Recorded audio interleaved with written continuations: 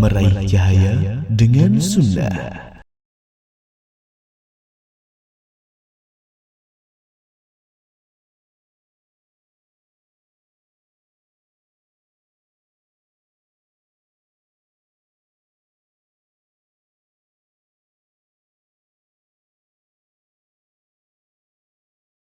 Assalamualaikum warahmatullahi wabarakatuh. Innal hamdalillah nahmaduhu wa nasta'inuhu wa nastaghfiruh wa na'udzu billahi min shururi anfusina wa min sayyiati a'malina. May yahdihillahu fala mudilla lahu wa may yudlil fala hadiya lahu. Asyhadu an la ilaha illallah wahdahu la syarika lahu wa asyhadu anna Muhammadan abduhu wa rasuluhu sallallahu alaihi wasallam. Amma ba'd. فإن أصدق الحديث كلام الله وخير الهدي هدي محمد صلى الله عليه وسلم وشر الأمور محدثاتها فإن كل محدثة بدعة وكل بدعة ضلالة وكل ضلالة في النار. أعاذنا الله وإياكم من النار وما يقرب إليها من قول أو عمل أو اعتقاد. فهذا هو المجلس الأول من مجالس التعليق على كتاب الفتن من صحيح الإمام البخاري رحمه الله تبارك وتعالى، وهو في 26 من صفر سنة 1446 من الهجرة، الموافق من 30 أغسطس سنة 2024. وهي دورة الإمام البخاري الرابعة في مسجد نورهاني di Jeneponto حفظها الله. Alhamdulillah, ikhwani rahimani wa rahimakumullah. Ini majelis pertama kita dalam ta'liq untuk kitab Al-Fitan dari Sahih Al-Imam Al-Bukhari rahimahullah. Dan insyaallah pembacaan hadis tidak kita baca beserta sanadnya, tapi kita mencukupkan dari hadis Rasulullah sallallahu alaihi wasallam disebabkan karena pendeknya waktu yang kita butuhkan untuk membahas tentang kitab dari kitab Al-Imam Al-Bukhari. Nabda Syekh. Baik. Kitabul Fitan. قال النبي صلى الله عليه وسلم هنا ما عندي مباشرة يبدأ من حدثنا، ما عندي هذا الكتاب معلش.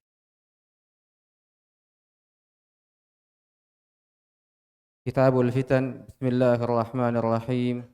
ما جاء في قول الله تعالى واتقوا فتنة لا تصيبن الذين ظلموا منكم خاصة وما كان النبي يحذر من الفتن. قال النبي صلى الله عليه وسلم أنا على حوضي أنتظر من يرد علي فيؤخذ بناس من دوني فأقول أمتي فيقال لا تدري مشوا على القهقرى. قال ابن أبي مليكة اللهم إنا نعوذ بك أن نرجع على أعقابنا أو نفتن. Al-Imam Al-Bukhari rahimahullahu tabaraka wa ta'ala meletakkan bab di dalam kitabnya Sahih Al-Bukhari dengan menamai bab ini sebagai kitab Al-Fitan. Kemudian beliau rahimahullahu tabaraka wa ta'ala memulai dengan sebuah ayat, kemudian melanjutkan dengan hadis Nabi sallallahu alaihi wasallam di mana Nabi kita Muhammad sallallahu alaihi wasallam bersabda, aku berada di telagaku menunggu orang yang datang kepadaku. Tiba-tiba orang-orang yang berada di belakangku dijauhkan dariku. Maka Nabi sallallahu alaihi wasallam bersabda, ummati, itu umatku, itu umatku. Fayuqal la tadri masyaw 'alal qahqara. Kemudian tiba-tiba ada suara yang menjawab dengan mengatakan kamu tidak tahu mereka berjalan dengan melakukan bid'ah, maksiat dan dosa besar. Maka Ibnu Abi Mulaikah terus memanjatkan doa, Allahumma inna na'udzubika an narji'a ala aqabina aw nuftan. Ibnu Abi Mulaikah terus memanjatkan doa, ya Allah, aku berlindung kepadamu dari berbalik ke belakang atau terkena hantaman fitnah. Nah, betul.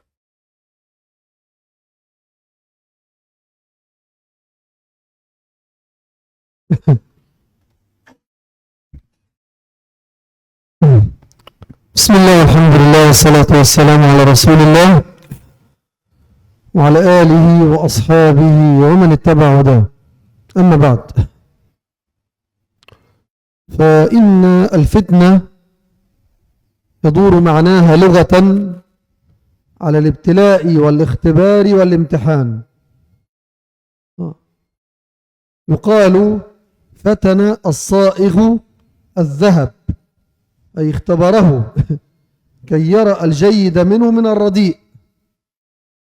وكذلك الفتنة إنما كان الغرض منها أن يميز الله بين الخبيث والطيب، بين الصالح والطالح.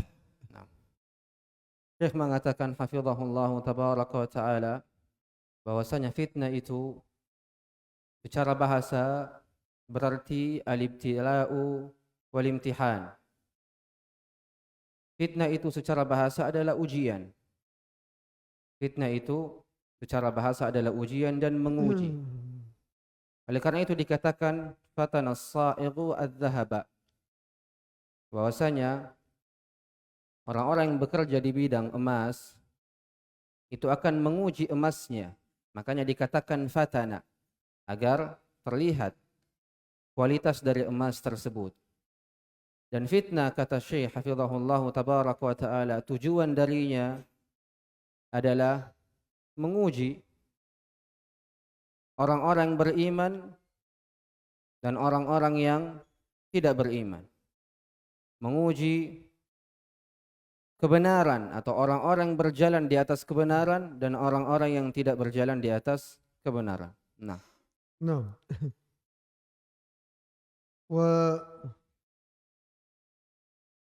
والفتن إذا أطلقت في الشرع إنما يقصد بها في الغالب ما يتعلق فيما بين المسلمين من تقاتل ونحوه، ومما يتعرضون له من الابتلاءات، الاختبارات التي يختبر الله عز وجل بها إيمانهم.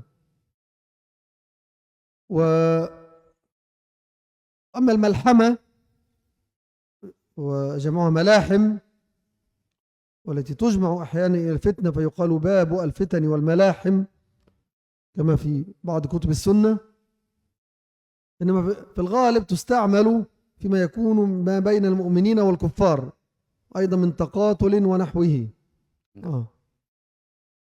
Kemudian Syekh hafizahullah tabaraka wa ta'ala mengatakan bahwasanya adapun fitnah ketika diitlaqkan di dalam syariat ini, maka maksudnya adalah apa-apa yang berkaitan dan apa-apa yang terjadi di antara kaum muslimin, baik dari saling membunuh ataupun ujian-ujian yang lainnya. Kemudian Syekh hafizahullah tabaraka wa ta'ala mengatakan fitnah itu kadang juga disandarkan dengan kalimat al-malahin, di mana kalimat al-malahin ini juga sering disebutkan di dalam buku-buku sunnah, buku-buku hadis Nabi sallallahu alaihi wasallam. Akan tetapi ketika al-malahin ini diitlaqkan dan disebutkan, maka maksud darinya adalah apa-apa yang terjadi, apa-apa yang berkaitan antara kaum muslimin dan orang kafir. Nah. ولذلك بدأ الإمام البخاري رحمه الله تعالى محمد بن إسماعيل المتوفى في العام 56 بعد 200، والذي يعد أمير المؤمنين في الحديث، وكتابه أعظم كتاب صنف في السنة وأصح كتاب في السنة بإجماع الأمة. Kemudian Syekh melanjutkan bahwasanya oleh karena itu Al-Imam Al-Bukhari rahimahullah ialah seorang imam yang disebut sebagai Amirul Mukminin. Di dalam hadis memulai kitabnya ini ialah Sahih Al-Bukhari, di mana Sahih Al-Bukhari adalah kitab termulia setelah Al-Quran dan juga kitab tersahih di dalam meriwayatkan hadis-hadis Nabi sallallahu alaihi wasallam. نعم. بدأ كتاب الفتن بهذا التبويب، حيث قال باب ما جاء في قول الله تعالى واتقوا فتنة لا تصيبن الذين ظلموا منكم خاصة، وما كان النبي صلى الله عليه وسلم يحذر من الفتن، أي أن هذه الفتن إن وقعت تعم، تكون عامة، بخلاف فتنة الرجل الخاصة التي تكون في أهله وولده ونحو ذلك. أما الفتنة التي جاء التحذير منها ويستعاذ بالله منها هي الفتنة العامة التي تعم الجميع. Oleh karena itu Al-Imam Al-Bukhari rahimahullahu tabaraka wa ta'ala memulai kitab Al-Fitan dengan sebuah firman Allah Azza wa Jal, sebuah ayat dari Al-Quran di mana Allah Azza wa Jal berfirman wattaqu fitnatan la tusibanna alladhina zalamu minkum khassa. Allah Azza wa Jal berfirman, jagalah diri kalian dari siksaan yang turun kepada kalian dari orang-orang yang zalim saja di antara kalian. Maksud dari ayat ini, kata Syekh hafizahullah tabaraka wa ta'ala, fitnah ketika turun kepada kalian, maka fitnah ini akan turun secara umum, tidak kepada orang-orang yang zalim saja. Fitnah ketika turun kepada kalian tidak hanya turun kepada orang-orang zalim saja, akan tetapi dampaknya akan turun kepada orang-orang zalim dan orang-orang yang saleh. Berbeda dengan fitnah orang-orang tertentu atau personal-personal tertentu. Ketika fitnahnya terjadi, maka fitnahnya hanya terjadi di negerinya saja atau di keluarganya saja. Tapi ketika kita berbicara tentang fitnah yang dibabkan oleh Al-Imam Al-Bukhari di dalam kitabnya ini, maka maksud dari fitnah di sini adalah fitnah yang terjatuh dan terjadi secara umum, baik pada orang-orang yang saleh ataupun orang-orang yang zalim. Oleh karena itu, Nabi sallallahu alaihi wasallam datang dengan tahdziran kepada umatnya tentang bahaya dari fitnah yang Al-Imam Al-Bukhari babkan di dalam kitabnya. Nah.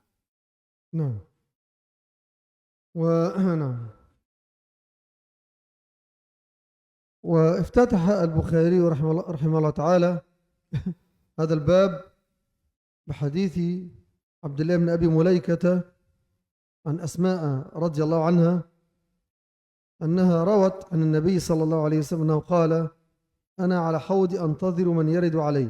أولا أنبه على أنه من باب الاختصار نظرا لضيق الوقت، نظرا للقيام بالترجمة، يعني لا نذكر الإسناد، إنما سوف نذكر الصحابية راوي الحديث مع متن الحديث فقط.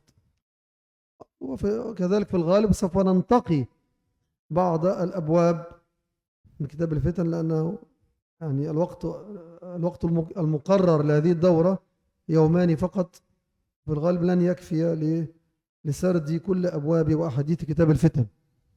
طيب، فأقول حديث أسماء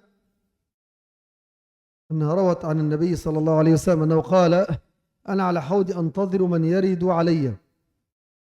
هذا يدل على أنه صلى الله عليه وسلم يكون واقفا في عرصات يوم القيامة عند حوضه ينتظر قدوم أمته ممن لم يستثنى كما سوف يأتي. نعم. Kemudian Syekh hafizahullah tabaraka wa ta'ala melanjutkan bahwasanya Al-Imam Al-Bukhari rahimahullah membuka kitab Al-Fitan dengan hadis Ibnu Abi Mulaikah dari Asma radhiyallahu tabaraka wa ta'ala anhuma. Kemudian beliau mentambih, memberikan peringatan bahwasanya beliau hanya akan menyebutkan hadisnya saja. Hadisnya saja dan beberapa rawi dari para sahabat Nabi sallallahu alaihi wasallam dan tidak menyebutkan sanadnya secara keseluruhan. Itu disebabkan karena sempitnya waktu dan sedikitnya waktu untuk memanfaatkan waktu yang ada agar kita bisa mengambil faidah dari kitab ini secara keseluruhan. Juga Syekh hafizahullah tabaraka wa ta'ala memberikan perhatian bahwasanya beliau hanya akan memilah-milih beberapa hadis yang cocok untuk kita bahas dari Kitabul Fitan. Itu disebabkan karena sempitnya waktu. Kemudian Syekh hafizahullah tabaraka wa ta'ala melanjutkan dengan menyebutkan hadisnya, di mana Nabi sallallahu alaihi wasallam bersabda, "Ana ala haudi antadiru man yaridu alai." Di mana Nabi kita Muhammad sallallahu alaihi wasallam bersabda, "Aku berada di telagaku menunggu-nunggu orang yang datang kepadaku." Maka Syekh hafizahullah tabaraka wa ta'ala menjawab, hadis ini menunjukkan bahwasanya Nabi kita Muhammad sallallahu alaihi wasallam berdiri menunggu di sisi haudnya, di sisi telaganya, dan itu berada di arasat yaumil qiyamah, menunggu umatnya untuk datang dari umat-umat yang tidak diperkecualikan. Nah. وحوض النبي صلى الله عليه وسلم قد تواترت الأحاديث في إثباته، وقد جاء بيان صفته في هذه الأحاديث، منها أن عرضه وطوله شهر، يعني مسيرة شهر، عليه كؤوس وأباريق كعدد نجوم السماء، ماؤه أبيض من اللبن وأحلى من العسل، من يرد عليه ويشرب منه فلن يظمأ أبدا. Kemudian Syekh hafizahullah tabaraka wa ta'ala melanjutkan bahwasanya sungguh telaga Nabi sallallahu alaihi wasallam telah datang padanya hadis yang sangat banyak, bahkan hadis-hadis mutawatir itu datang untuk memberikan penjelasan kepada umat Nabi sallallahu alaihi wasallam akan kebenaran tentang telaga ini. Kemudian telah datang dalam riwayat yang lain akan sifat dari telaga-telaga ini. Datang periwayatan dari hadis yang lain akan sifat dari telaga Nabi sallallahu alaihi wasallam. Di antaranya adalah panjang dari telaga Nabi sallallahu alaihi wasallam sepanjang sebulan perjalanan. Airnya itu lebih putih daripada susu dan lebih manis daripada madu. Di dalam riwayat yang lain, Nabi sallallahu alaihi wasallam menyebutkan bahwasanya barang siapa yang meneguk air dari telaga Nabi sallallahu alaihi wasallam, maka setelah itu ia tidak akan pernah merasakan yang namanya kehausan. Nah. طيب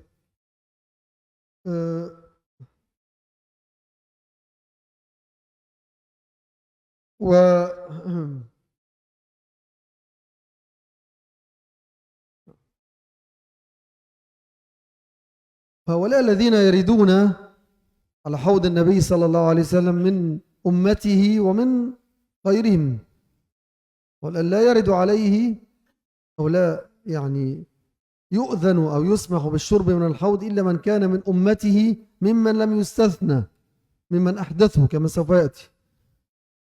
والشاهد كيف عرف النبي صلى الله عليه وسلم أمته، إنما عرفهم بالعلامة التي أخبر عنها: تأتون إلي غرا محجلين من آثار الوضوء.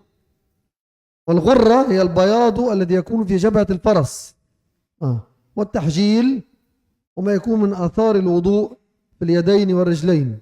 Nah.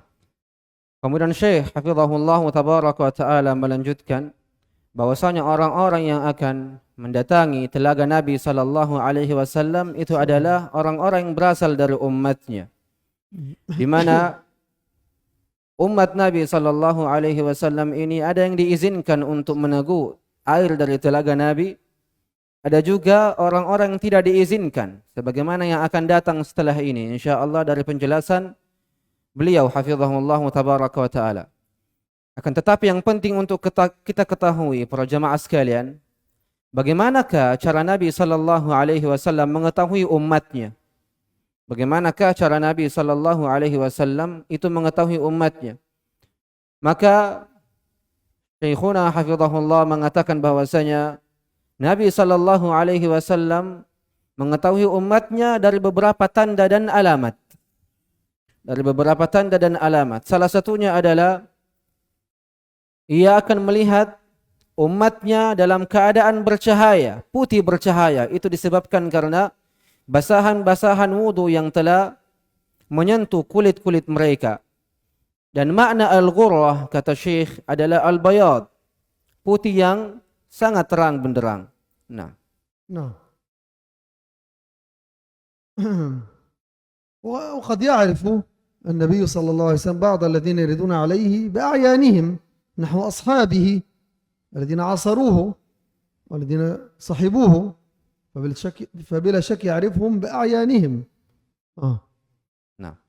Kemudian Syekh hafizahullah tabaraka wa taala melanjutkan bahwasanya kadang juga Nabi sallallahu alaihi wasallam mengetahui umatnya yang datang menuju telaga Nabi sallallahu alaihi wasallam secara langsung.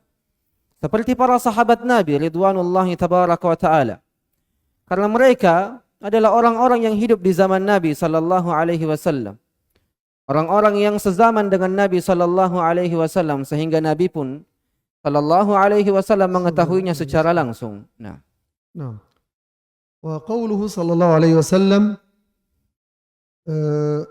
fayu'khadhu binasin min duni فأقول أمتي فيقول لا تدري مشوا على القهقرة، أي إما أنهم ارتدوا عن الإسلام بالكلية أو أنهم أحدثوا في هذا الدين.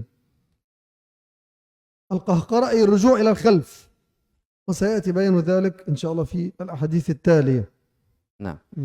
Kemudian Syekh hafizahullah tabaraka wa taala melanjutkan hadis Nabi sallallahu alaihi wasallam di mana Nabi kita Muhammad sallallahu alaihi wasallam bersabda, "Fayu'khadhu binasim min duni fa aqulu ummati fayuqalu la tadri mashaw 'ala al-qahqara."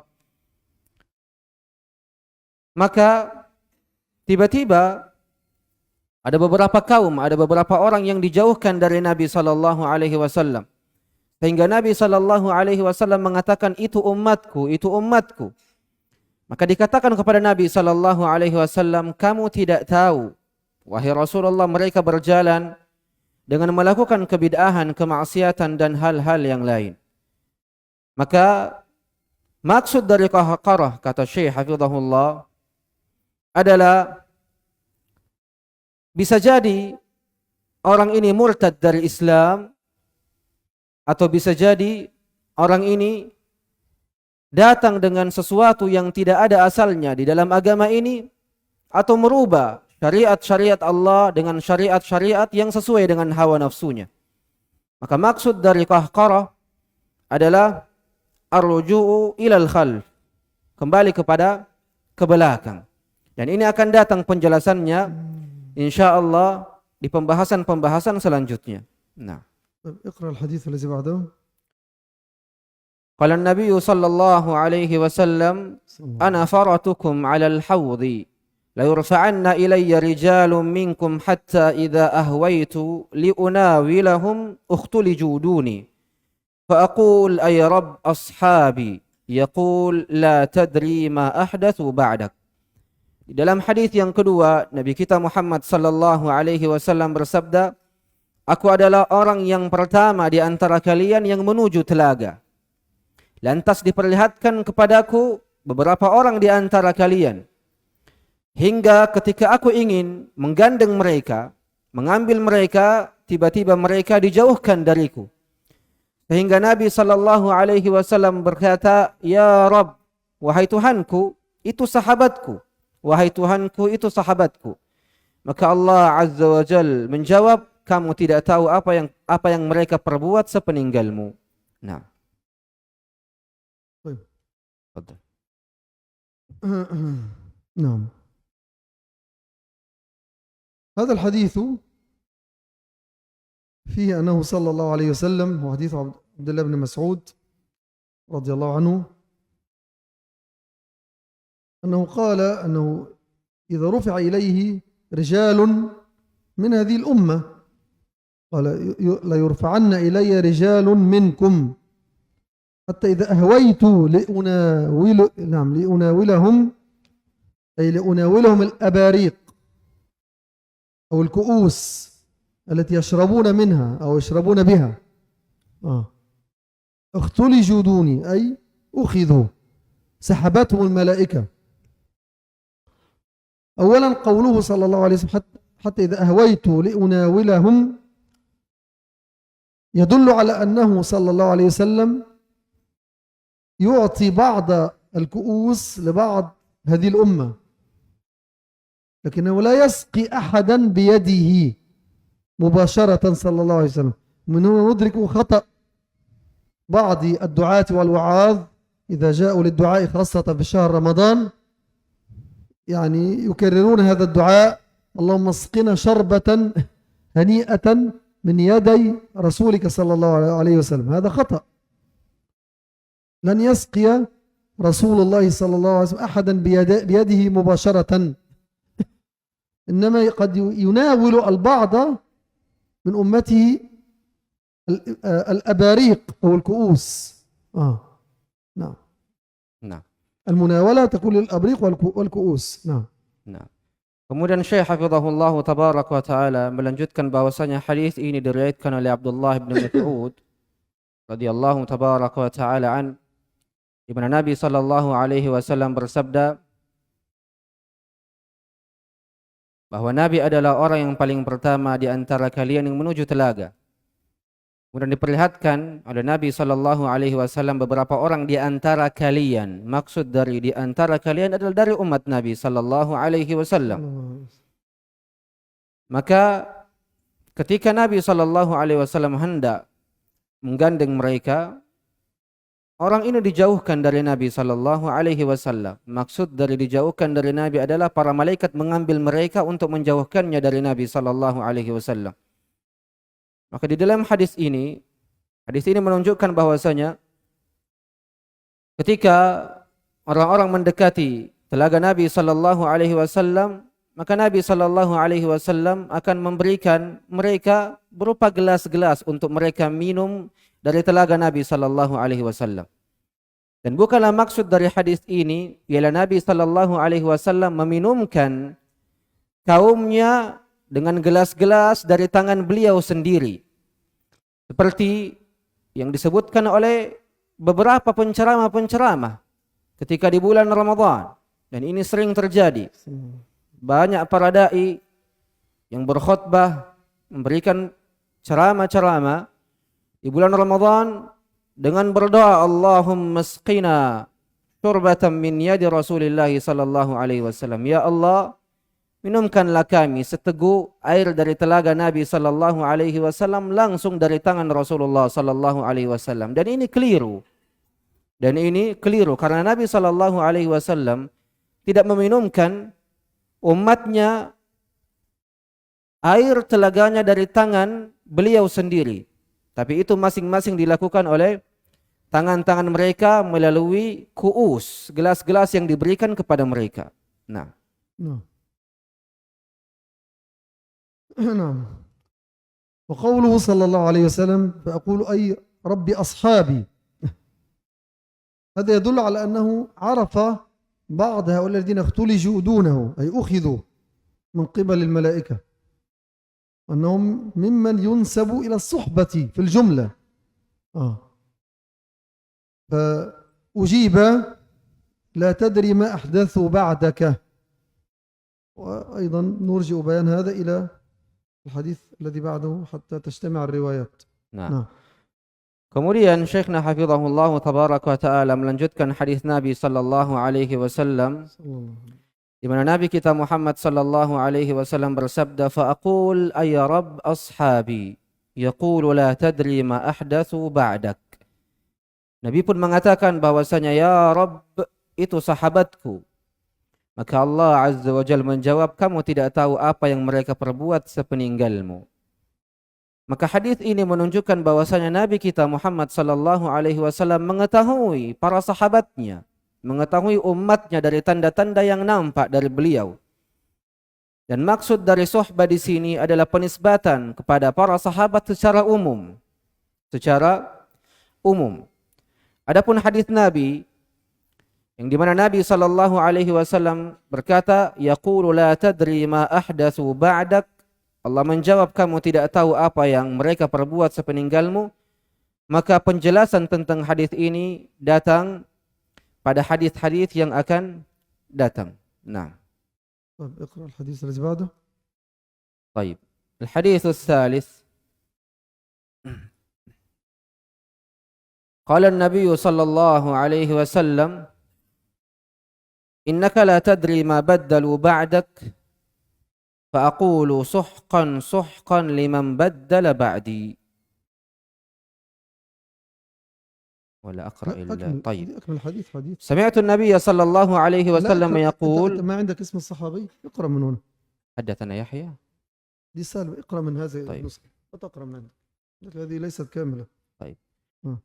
حدثنا يحيى بن بكير حدثنا يعقوب بن عبد الرحمن عن أبي حازم قال سمعت سهل بن سعد يقول سمعت النبي صلى الله عليه وسلم يقول أنا فرطكم على الحوض من ورده شرب منه ومن شرب منه لم يظمأ بعده أبدا لا يرد علي أقوام أعرفهم ويعرفوني ثم يحال بيني وبينهم. قال أبو حازم فسمعني النعمان بن أبي عياش وأنا أحدثهم هذا فقال هكذا سمعت سهلا؟ فقلت نعم. قال وأنا أشهد على أبي سعيد الخدري لسمعته يزيد فيه قال إنهم مني فيقال إنك لا تدري ما بدلوا بعدك فأقول سحقا سحقا لمن بدل بعدي. Fadhil Syekhna. Terjem. Baik. Telah menceritakan kepada kami Yahya bin Bukair, di mana Yahya bin Bukair telah menceritakan kepada kami Ya'qub bin Abdurrahman dari Abu Hazim, di mana Abu Hazim mengatakan aku mendengar Sahal bin Sa'ad mengatakan aku mendengar Nabi sallallahu alaihi wasallam bersabda, aku adalah manusia yang pertama di antara kalian yang akan menuju kepada telaga. Barang siapa yang mendatanginya, kemudian ia minum darinya, maka ia tak akan haus selama-lamanya. Sungguh, beberapa orang menemuiku yang aku mengenal mereka, dan juga mereka mengenalku. Lantas aku dan mereka terhalang. Maka Abu Hazim mengatakan, dan Nu'man bin Abi Ayyash mendengar aku ketika aku menceritakan kepada mereka hadis ini. Lantas ia bertanya kepadaku, kamu mendengar dari Sahal? Kujawab, iya.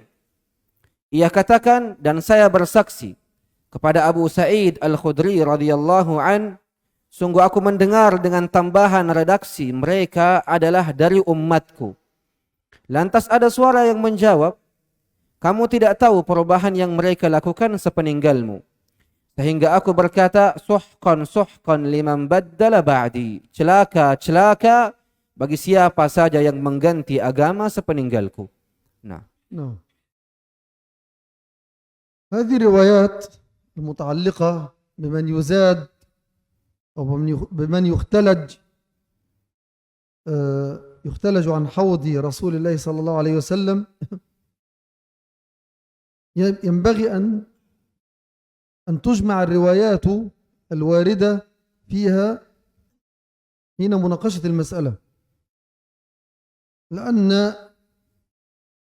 إذا أخذنا رواية دون الأخرى حدث إشكال في بعض هذه الروايات مما استغله أهل البدع خاصة الروافض أي الشيعة في الطعن في أصحاب النبي صلى الله عليه وسلم، بإظهار مذهبهم السبائي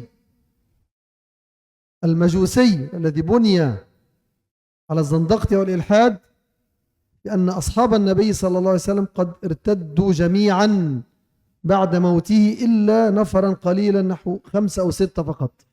هذا مذهب الرافضة عليهم لعنة الله وأخذاهم الله عز وجل. Nah.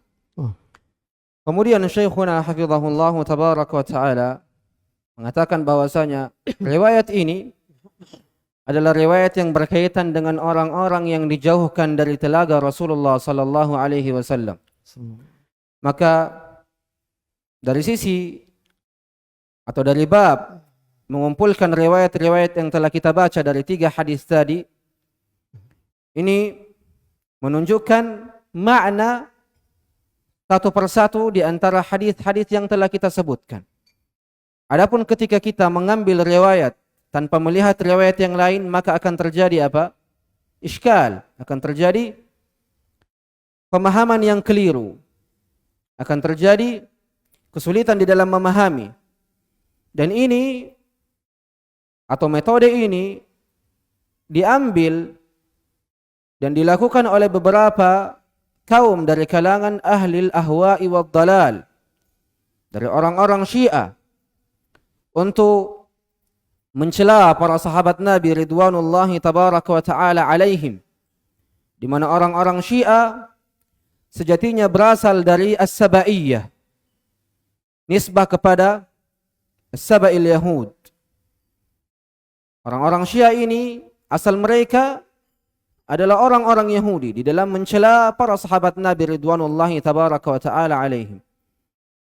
Maka tanpa menggabungkan antara riwayat-riwayat yang ada, akan menimbulkan pemahaman yang keliru bahwasanya para sahabat Nabi ridwanullahi alaihim seluruhnya telah murtad dari agama Islam sepeninggal Nabi sallallahu alaihi wasallam. Dan ini tentu adalah bahan yang digunakan oleh orang-orang Syiah untuk mencela para sahabat Nabi ridwanullahi tabaraka wa ta'ala alaihim. La'natullahi alaihim. Nah. نعم. وقوله صلى الله عليه وسلم أي رب أصحابي، حديث ابن مسعود وحديث سهل بن سعد، لا يرد علي أقوام أعرفهم ويعرفوني. وفي كذلك حديث أبي سعيد إنهم مني. هذه الأحاديث كلها تدل على أن النبي صلى الله عليه وسلم عرفهم وأنهم عرفوه. وهذا يحمل على يحمل على أمرين: أنهم كانوا من الصحابة الذين ثبتت لهم الصحبة ورأوه صلى الله عليه وسلم في حياته، ويحمل كذلك على أنهم من عموم الأمة الذين عرفهم صلى الله عليه وسلم بالعلامة التي ذكرنا، التحجيل، الغر والتحجيل، وأنهم عرفوه بصفته التي عرفوها في الأحاديث. Kemudian Syekhuna hafizahullah melanjutkan bahwasanya ucapan Nabi sallallahu alaihi wasallam ay rabbi, ay rabb, wahai Tuhanku, ashabi, di dalam hadis Ibnu Mas'ud, dan juga di dalam hadis Sahal bin Sa'ad, dan juga di dalam hadis Abi Sa'id Al-Khudri, di mana beliau radhiyallahu tabaraka wa ta'ala an mengatakan innahum minni, sungguh mereka itu berasal dariku, dari umatku. Maksud dari umatku di sini itu mungkin bisa kita tafsirkan pada 2 hal. Yang pertama adalah maksud dari umatku adalah para sahabat Nabi ridwanullahi tabaraka wa ta'ala alaihim yang benar-benar telah tetap padanya suhbah pada diri mereka.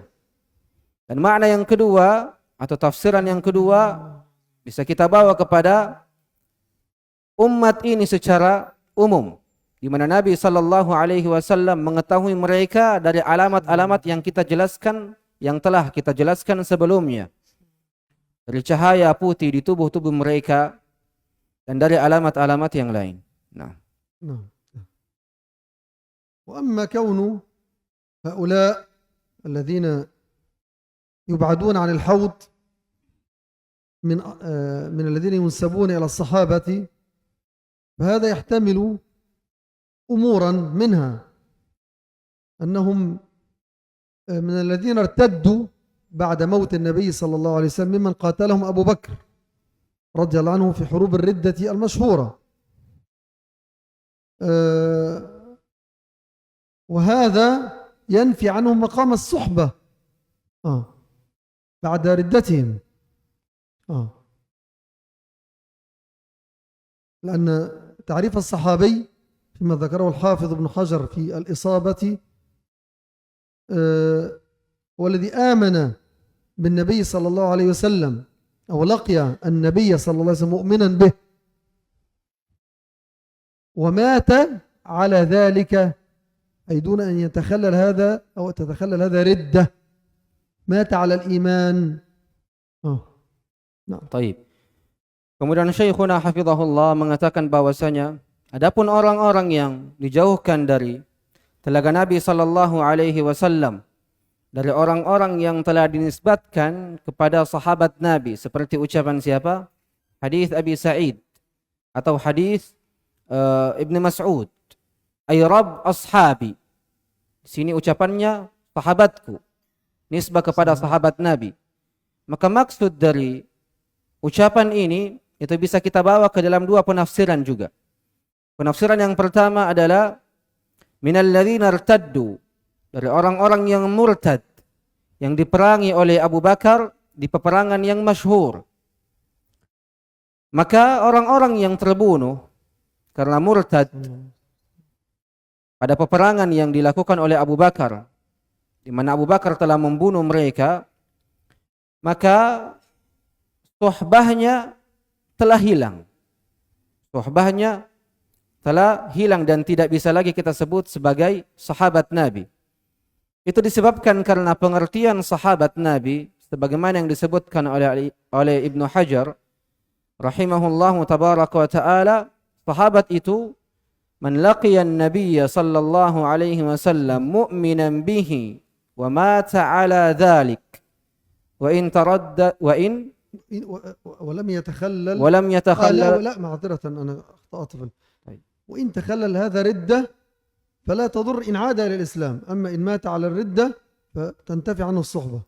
Maka pengertian dari sahabat Nabi ridwanullahi alaihim adalah seseorang yang bertemu dengan Nabi sallallahu alaihi wasallam, cukup bertemu, bukan melihat.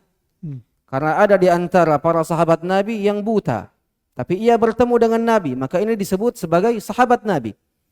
Maka makna dari sahabat Nabi ialah seseorang yang bertemu dengan Nabi dan ia beriman kepada Nabi sallallahu alaihi wasallam, kemudian ia mati di atas keimanannya.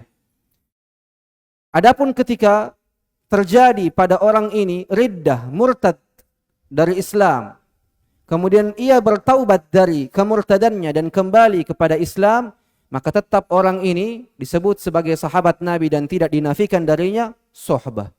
Nah,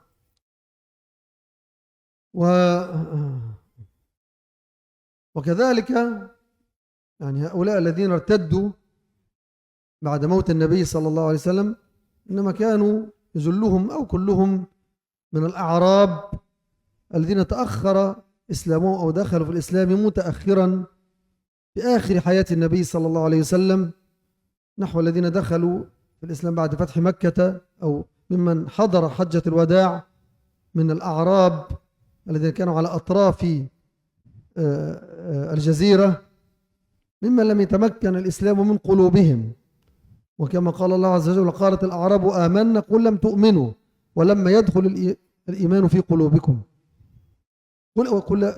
وقالت الأعراب آمنا قل لم تؤمنوا بل قولوا أسلمنا ولما يدخل الإيمان في قلوبكم. Baik. Kemudian Syekhna hafizahullah tabaraka wa ta'ala melanjutkan bahwasanya orang-orang yang murtad tadi itu juga kita bisa tafsirkan berasal dari orang-orang Arabi, orang-orang Arab yang masuk ke dalam Islam dalam waktu yang terbelakang, maksudnya terakhir masuk Islam, dan itu ia lakukan di akhir hayat Nabi sallallahu alaihi wasallam, di akhir hidup Nabi sallallahu alaihi wasallam, dari orang-orang yang hadir di Hajjatul Wada' Nabi sallallahu alaihi wasallam, atau ia tinggal di ujung Madinah. Itu juga kita bisa tafsirkan dengan penafsiran seperti ini, di mana belum sempurna keimanan mereka di dalam hati mereka dan amalan mereka. Sebagaimana disebutkan di dalam ayat, "Qul lam tu'minu walakin qulu aslamna." Antum belum beriman, kalian belum beriman, tapi katakanlah engkau adalah Islam. Nah. نعم. طيب. وهناك كذلك بلا شك هناك منافقون كانوا يتظاهرون بالإسلام وهم منافقون وهم في ظاهر الأمر كانوا يدخلون في جملة الأمة، أي أنهم كانوا يصلون مع أصحاب النبي صلى الله عليه وسلم ويزكون معهم ويحجون ويجاهدون وهم منافقون. النبي صلى الله عليه وسلم أعلم بأسماء المنافقين في حياته، وحدث بها حذيفة الذي كان كاتم سر النبي صلى الله عليه وسلم. فلعل بعض هؤلاء الذين يذادون عن الحوض هم من أهل النفاق الذين كانوا يتظاهرون في حياة النبي صلى الله عليه وسلم بالإسلام. نعم، لعل ذلك. نعم. Kemudian Syekh hafizahullah tabaraka wa taala melanjutkan bahwasanya bisa jadi juga penafsiran dari hadis tadi dari orang-orang yang dijauhkan dari telaga Nabi sallallahu alaihi wasallam adalah orang-orang munafik. Adalah orang-orang munafik yang menampakkan keislaman mereka, menampakkan bahwasanya mereka bagian dari kaum muslimin. Bahkan mereka hidup di tengah-tengah kaum muslimin, salat bersama mereka, mengeluarkan zakat bersama mereka, berpuasa bersama mereka, melakukan haji bersama mereka, sedang mereka adalah orang-orang munafik. Dan tentunya orang-orang munafik telah diketahui oleh Nabi sallallahu alaihi wasallam. Bahkan Nabi sallallahu alaihi wasallam mengabarkan kepada salah seorang sahabatnya, ialah Hudzaifah ibn al-Yaman, seorang sahabat yang dikenal sebagai penjaga rahasia Nabi sallallahu alaihi wasallam. Dan Hudzaifah bin al-Yaman pun juga menjelaskan tentang orang-orang dari kalangan kaum munafikin.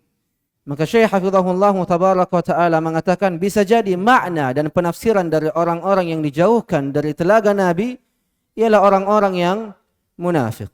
Nah.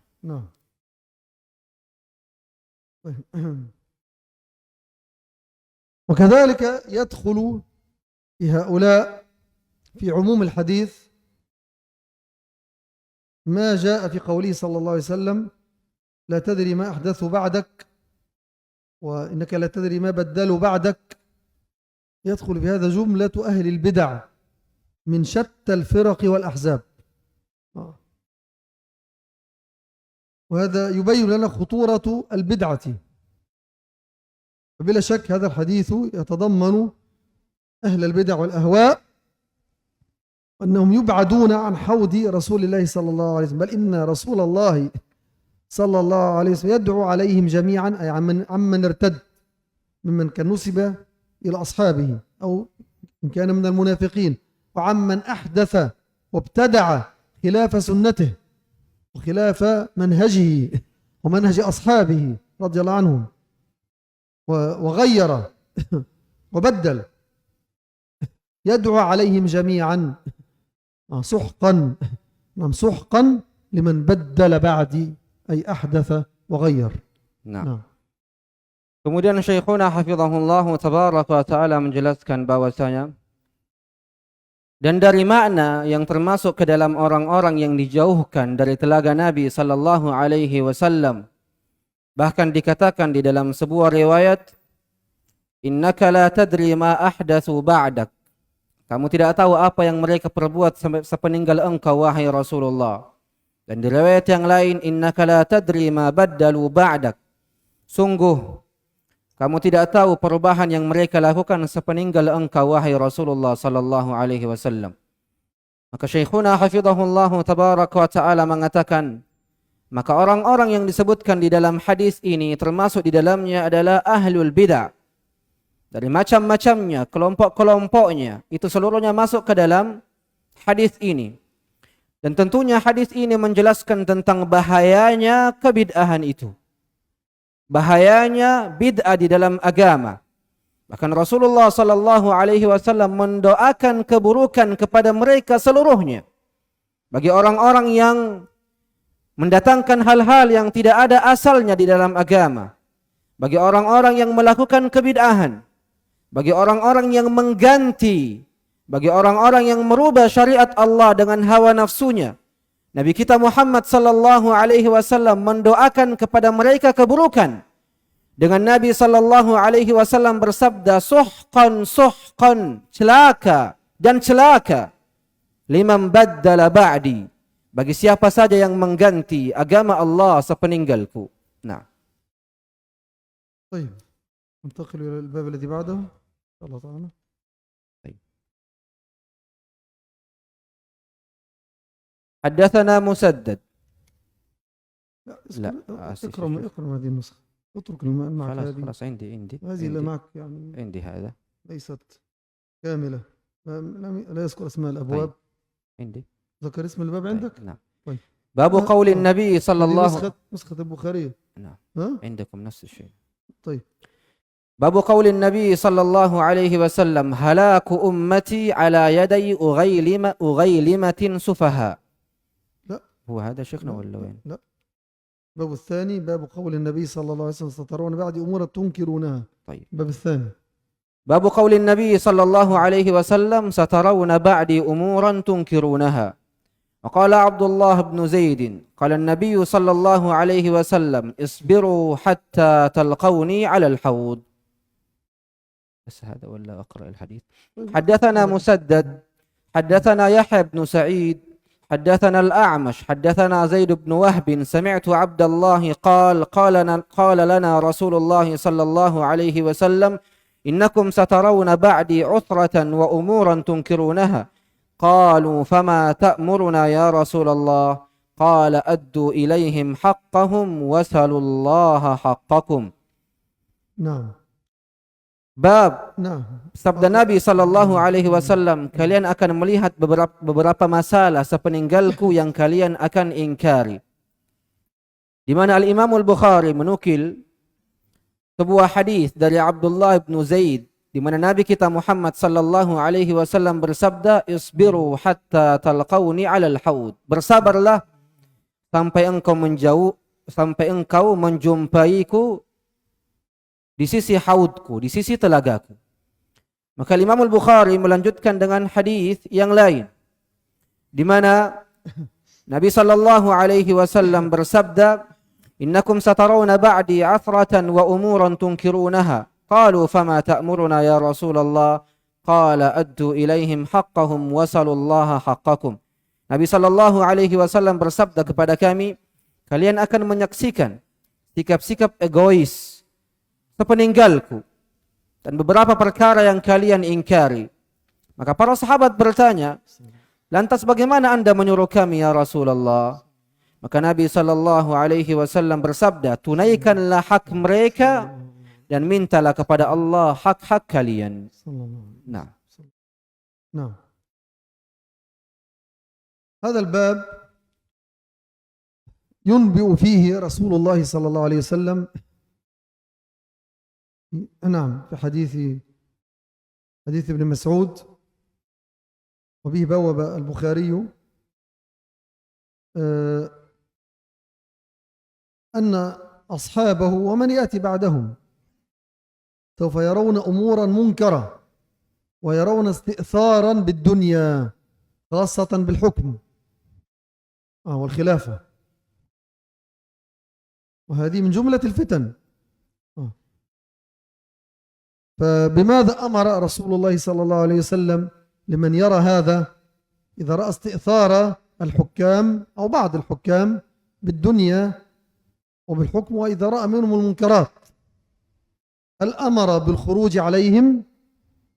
لا، إنما قال أدوا إليهم حقهم، أي من الطاعة في المعروف واسألوا الله حقكم. نعم. Kemudian Syekhuna hafizahullah tabaraka wa taala mengatakan bahwasanya bab ini adalah bab di mana Rasulullah sallallahu alaihi wasallam mengajari para sahabatnya tentang muamalah kepada para pemimpin. Di mana Al-Imam Al-Bukhari meletakkan sebuah bab yang dimulai dari hadis Ibnu Mas'ud radhiyallahu tabaraka wa taala alaih, bahwasanya para sahabat Nabi sallallahu alaihi wasallam akan melihat sepeninggal beliau umur mungkar, perkara-perkara yang mungkar, terkhusus pada perkara hukum dan pemerintahan, dari perkara pemimpin dan lain-lain sebagainya. Dan ini bagian dari fitnah. Maka bagi siapa saja yang melihat perkara itu terjadi dan dilakukan oleh para pemimpin-pemimpin kaum muslimin, di mana pemimpin-pemimpin kaum muslimin mengkhususkan pada diri mereka hak-hak mereka dan tidak memberikan hak-hak orang lain, tidak memberikan hak-hak masyarakatnya, maka apakah yang diperintahkan oleh Rasulullah sallallahu alaihi wasallam ketika hal itu terjadi? Apakah Rasulullah sallallahu alaihi wasallam memerintahkan para sahabatnya untuk memberontak dan keluar kepada pemimpin-pemimpin mereka? Tidak. Tidak sama sekali. Bahkan perintah Nabi ketika hal itu terjadi, hal itu nampak dari pemimpin-pemimpin kalian, bahwa pemimpin kalian hanya mengkhususkan diri mereka dengan harta-harta dunia dan tidak memberikan hak-hak masyarakatnya sebagaimana mestinya. Perintah Nabi kepada para sahabatnya ialah addu ilaihim haqqahum wasalullaha haqqakum. Tunaikanlah hak mereka. Dan di antara hak-hak pemimpin adalah mendoakan mereka dengan kebaikan dan mentaati. Dari hak-hak pemimpin ialah mentaati mereka pada perkara yang ma'ruf, mendoakan kebaikan bagi mereka, dan bukan memberontak ataupun keluar dari persatuan yang ada. Ini perintah Nabi sallallahu alaihi wasallam. Adapun hak-hak kalian, wahai hamba Allah, maka mintalah langsung kepada Allah azza wa jalla. Inilah perintah Nabi sallallahu alaihi wasallam. Nah. طب اقرأ الحديث الذي بعده حديث عبد الله بن عباس وله روايتان. اقرأ الرواية الأولى الثانية بمعناها. نعم. طيب. حدثنا مسدد عن عبد الوارث عن الجعد عن أبي رجاء عن ابن عباس عن النبي صلى الله عليه وسلم قال من كره من أميره شيئا فليصبر فإنه من خرج من السلطان شبرا مات ميتة جاهلية. حدثنا أبو النعمان. يكفي يكفي هذه الرواية. يعني في الثانية بدل من قوله من خرج عن السلطان قال من فرق الجماعة. معنى واحد. وترجم أولا شيخ. ترجم الأول ثم الثاني. Dari hadis Abdullah bin Abbas radhiyallahu anhuma, dari Nabi sallallahu alaihi wasallam bersabda, barang siapa yang membenci sesuatu atau tidak menyukai sesuatu dari kebijakan pemimpinnya, hendaknya ia bersabar. Sebab siapapun yang keluar dari ketaatan kepada amir sejengkal saja, maka ia mati dalam keadaan jahiliyah. طيب. هذا الحديث أيضا يؤكد فيه رسول الله صلى الله عليه وسلم أنه سوف نرى أمورا ننكرها من الأمراء. ووضع صلى الله عليه وسلم هذه القاعدة للمسلمين أي للأمة إلى أن تقوم الساعة. أنه إذا رأيت من أميرك أي من الحاكم المسلم السلطان الخليفة إلى آخر الألقاب التي قد يلقب بها، وفي زمننا المعاصر نقول الرئيس أو الملك، إذا رأيت منه شيئا تكرهه، شيئا منكرا يخالف الشرع، ماذا يجب عليك أن تفعل؟ هل يجب عليك أن تفعل كما يقول حزب الإخوان الذين أفسدوا في الأرض ولم يصلحوا، الذين يفسدون ولا يصلحون، ومن جرى مجراهم من الخوارج قديما وحديثا؟ هل تقوم كما يقولون بإبداء رأيك على الملأ إما من خلال خطبة نارية أو من خلال الخروج في مظاهرة أو قيام بثورة؟ لا لم يأمر بهذا صلى الله عليه وسلم، بل أمر بخلاف هذا، أمر بالصبر، أن تصبر على هذا وأن لا تخرج على هذا السلطان، فإن خرجت عليه ومت كانت ميتتك جاهلية. Nah. Syekhuna hafizahullah tabaraka wa ta'ala menjelaskan bahwasanya hadis ini memberikan penegasan kepada kita, wahai para jamaah sekalian, bahwasanya sepeninggal Nabi sallallahu alaihi wasallam kita akan melihat perkara-perkara mungkar yang menyelisihi syariat. Karena sebab itulah Rasulullah sallallahu alaihi wasallam meletakkan kaidah ini bagi kaum muslimin seluruhnya sampai hari kiamat. Yakni ketika engkau melihat dari pemimpinmu perkara-perkara yang mungkar, yang biasa kita sebut pemimpin kita dengan presiden, engkau melihat darinya perkara-perkara yang mungkar yang menyelisihi syariat, yang engkau tidak menyukainya, yang engkau membencinya, dari perkara-perkara yang menyelisihi syariat atau mengkhususkan pada diri mereka hak-hak mereka dan tidak memberikan hak-hak kaum muslimin sebagaimana mestinya. Maka apa yang harus kita lakukan pada saat ini ketika itu terjadi? Apakah kita akan melakukan sebagaimana ikhwanul muslimin dan orang-orang khawarij bertindak dengan merusak bumi ini, dengan melakukan khutbah-khutbah di mimbar-mimbar mereka demi mencela penguasa-penguasa agar membuat orang-orang awam keluar darinya dan memberontak darinya? Ataukah kita melakukan muzaharat, demonstrasi besar-besaran, atau kita melakukan pemberontakan besar-besaran sebagaimana yang telah terjadi di beberapa negara kaum muslimin sehingga negara itu terjatuh baik dari sisi ekonominya, keamanannya dan lain-lain sebagainya? Tidak, para jemaah sekalian. Yang harus kita lakukan adalah sebagaimana Rasulullah sallallahu alaihi wasallam wasiatkan. Sebagaimana Rasulullah sallallahu alaihi wasallam perintahkan. Apa perintah Nabi sallallahu alaihi wasallam? Isbiru, bersabarlah kalian, hatta talqauni fil haud, sampai engkau menjumpaiku di telagaku. Inilah perintah Nabi sallallahu alaihi wasallam. Inilah perintah Nabi sallallahu alaihi wasallam ketika kita mendapati hal-hal seperti itu untuk tetap bersabar dan tidak keluar sedikit pun. Karena sungguh siapa yang keluar dari ketaatan kepada waliul amr, para pemimpin-pemimpin kaum muslimin sejengkal saja, dan ia mati dalam keadaan tersebut, maka sungguh ia mati dalam keadaan jahiliyah. Nah.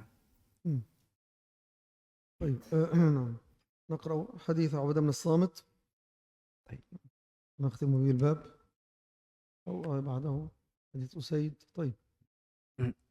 عن جنادة بن أبي أمية قال: دخلنا على عبادة بن الصامت وهو مريض، قلنا: أصلحك الله، حدث بحديث ينفعك الله به.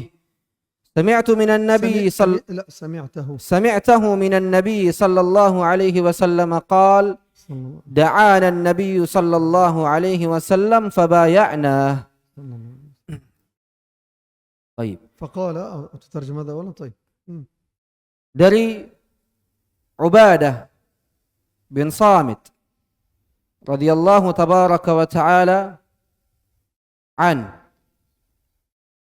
di mana kami, kata Junadah ibni Abi Umayyah, telah memasuki berkunjung ke Ubadah bin Samit ketika beliau sedang sakit. Maka kami menyapanya dan berdoa untuknya, semoga Allah menyembuhkanmu. Kemudian kami melanjutkan ucapan kami dengan mengatakan, ceritakan kami sebuah hadis yang kiranya Allah subhanahu wa ta'ala memberimu manfaat karenanya, yang engkau dengar dari Nabi sallallahu alaihi wasallam. Maka ia menjawab, Nabi sallallahu alaihi wasallam memanggil kami sehingga kami berbaiat kepada beliau. فقال فيما أخذ علينا أن بايعنا على السمع والطاعة في منشطنا ومكرهنا وعسرنا ويسرنا وأثرة علينا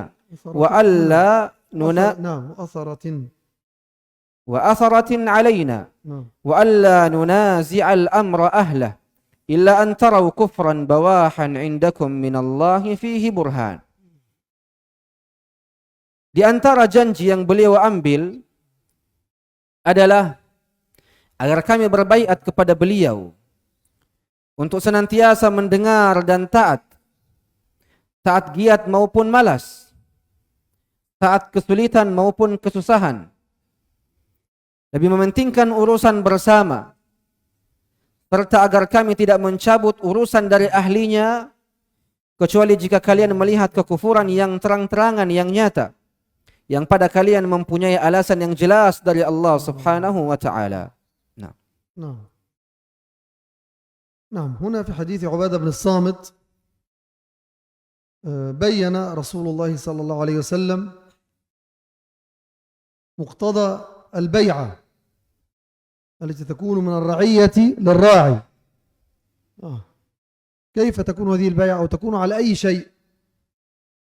أولا نقول معنى البيعة باختصار هي إعطاء الطاعة من الرعية للراعي في المعروف.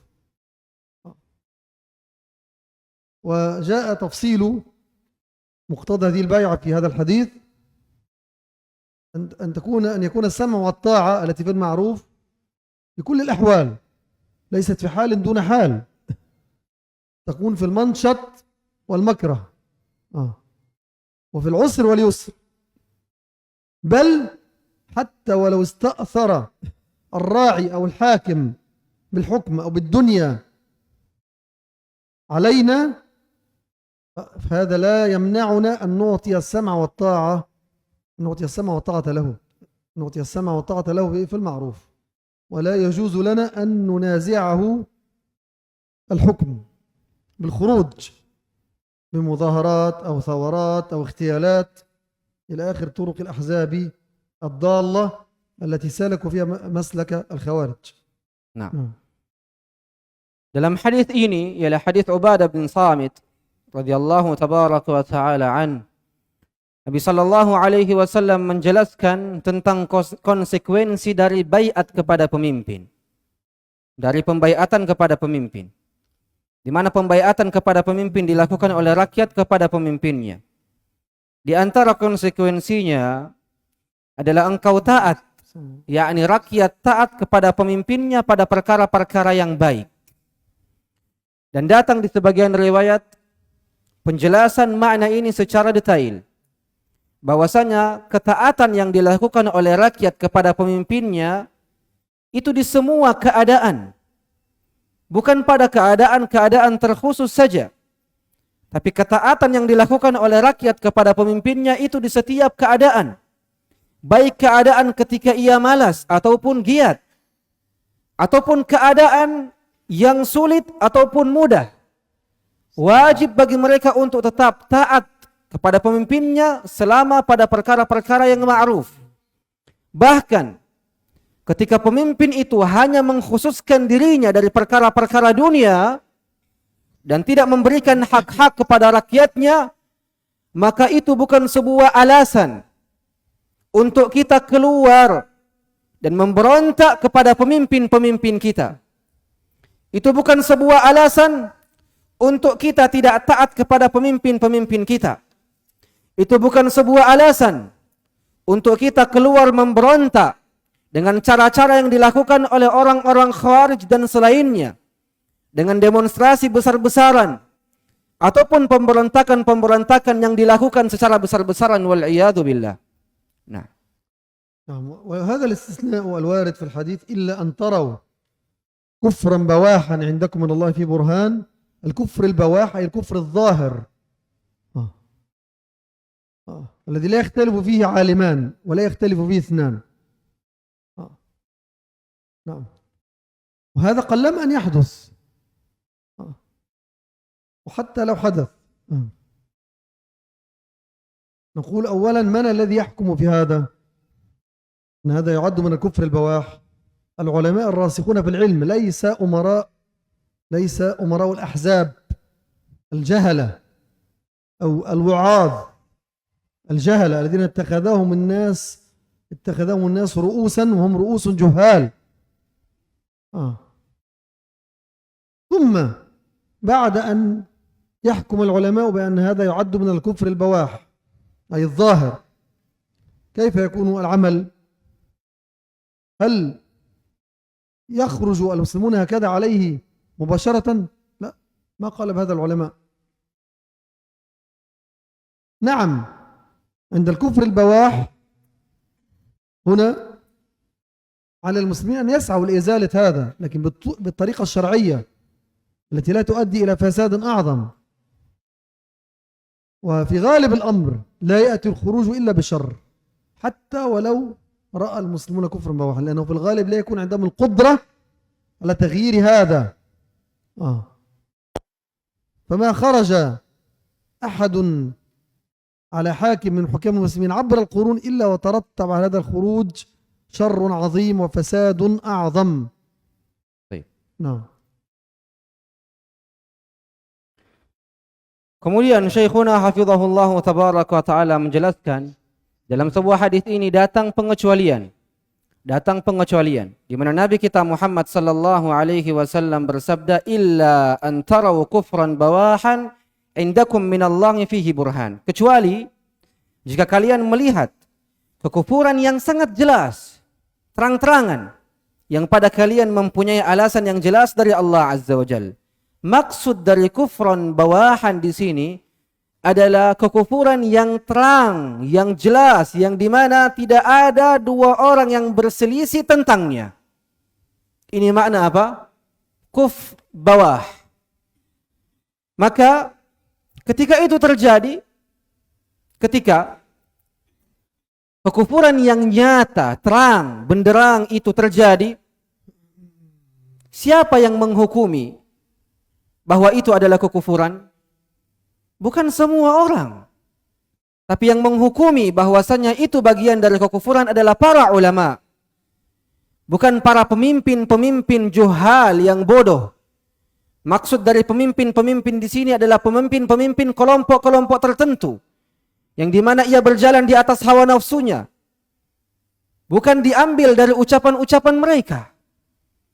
Bukan diambil dari ucapan-ucapan pemimpin-pemimpin kelompok-kelompok tertentu yang bodoh tentang hukum kekafiran. Tapi hukum kekafiran yang jelas, yang nyata, itu diambil dari mana? Diambil dari para ulama, ulama yang menghukuminya. Para ahli ilmu yang dikenal dengan tamassuknya dengan sunnah Nabi sallallahu alaihi wasallam. Kemudian, setelah para ulama menghukumi bahwa benar hal ini bagian dari kekafiran, apakah setelah para ulama menghukumi hal tersebut kita langsung keluar begitu saja memberontak? Setelah para ulama menghukumi kejadian ini, apakah boleh bagi kita untuk keluar saja dan langsung keluar untuk memberontak? Tidak sama sekali para jamaah sekalian. Bahkan para ulama yang menjelaskan tentang hukum-hukum ini tidak pernah mengatakan demikian, bahwasanya boleh bagi seseorang yang telah melihat langsung bahwa pemimpinnya terjatuh ke dalam kekafiran yang nyata untuk keluar langsung memberontak. Tidak ada seorang ulama pun yang mengatakan demikian. Lantas bagaimana caranya? Syekhuna hafizahullah tabaraka wa ta'ala menjawab, caranya adalah dengan kita mengobatinya, memperbaikinya dengan cara-cara syar'i. Bukan dengan cara keluar memberontak. Karena sungguh tidak ada pemberontakan yang dilakukan kecuali di dalamnya ada kerusakan yang besar. Maka tidaklah seseorang keluar dari pemimpinnya, keluar dari ketaatan pemimpinnya, kecuali ia telah mendatangkan musibah yang sangat besar dan kekacauan yang sangat besar. Dan ini tentunya penting untuk kita perhatikan. Nah. طيب نكتفي بهذا إن شاء الله تعالى الآن نظرا لقرب المغرب، لأنه كما تعلمون أو كما هو معلوم أن النبي صلى الله عليه وسلم ذكر أن هناك ساعة في يوم الجمعة ترجى فيه إجابة الدعاء. ولما اجتمع أصحاب النبي صلى الله عليه وسلم اتفقوا واجتمعوا لأنها تكون بعد العصر، في الغالب ما بين العصر والمغرب، وفي الغالب العام تكون قرب المغرب. فهذه الساعة يجتهدوا فيها في الدعاء. نسأل الله عز وجل أن يتقبل منا ومنكم. Kemudian Syekh, Muhammadin wa ala alihi wa ashabihi wasallam. kemudian Syekh meminta maaf untuk kita cukupkan majelis kali ini di waktu sekarang saja. Itu disebabkan karena hadis Nabi sallallahu alaihi wasallam di mana di hari Jumat ada sebuah waktu, ada 1 jam waktu, ada satu waktu yang di mana ketika seseorang meminta dan berdoa di waktu itu, maka sangat diharapkan doanya akan dikabulkan oleh Allah Azza wa Jalla. Dan para sahabat Nabi ridwanullahi alaihim bersepakat dan telah sepakat bahwasanya waktu itu berada setelah asar mendekati waktu maghrib di hari Jumat. Maka bersungguh-sungguhlah kalian berdoa di waktu ini. Semoga doa-doa kalian diijabah oleh Allah Azza wa Jalla, dan khususkan para jamaah sekalian doa-doa kebaikan untuk pemimpin kalian. Berikan doa-doa terbaik untuk pemimpin-pemimpin kalian.